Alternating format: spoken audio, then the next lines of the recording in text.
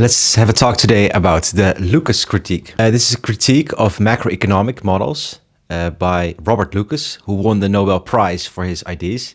He was born in 1937, so a bit after the Keynesian revolution. And at the time, the macroeconomics models were a bit more simple.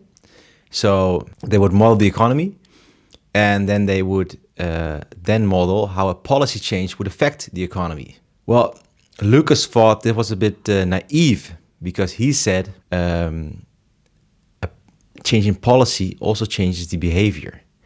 Plus, if people know that a policy will be infected or will be put into effect, they will change their behavior up front. So let's say in a crisis, the government also always tries to, increase the taxes, for example, because they think that by increasing taxes, they can make sure that they still get enough tax revenue. Because in a crisis, people may earn less money. So of course, less of that money will also go to taxes. So government might say, okay, in a crisis, we're gonna, increase the taxes. What might happen is that people will start expecting that in a crisis, these taxes will increase. And therefore, even before a crisis or even before crisis is happening, when people expect it to happen, they will stop spending because they know, okay, later I will have less money because of these extra taxes, which can make the crisis worse. So of course, this means you have to take this into account in your macroeconomic models, all these kind of feedback effects. How does policy change people's behaviors? And one thing that happened was people started putting microeconomics into these macroeconomic models. They said, okay, we need to look at, microeconomics, which is basically studies how people make economic decisions.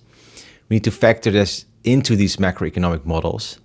Of course, then it became macroeconomics and economics as a whole, as a science, became a whole lot more complicated. And also, in a way, it becomes a little bit of a never-ending game because before that, the models were quite simple. Of course, they don't say everything about the economy, but at least they were quite, you could understand them. But as you put more and more of people's behavior into these models, you also put in a little bit of psychology, because of course people's behavior changes when a policy changes, but how and why and when is about motives, is about psychology, and then it becomes really complicated in these models. And some might say more realistic because of the Lucas critique, but some might also say that it makes the models too complicated and therefore not really suitable as models, because models should be simple. And the economic life is just too complex, to ever accurately model.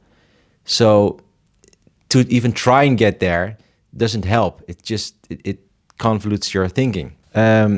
Nevertheless, it paved the way for a more mathematical representation of economics, just like many economists before him. And he won the Nobel Prize for his ideas.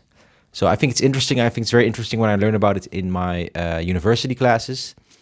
I was wondering if other people learn about this too, and if you have anything to say about it in the comments, then let me know. Thank you.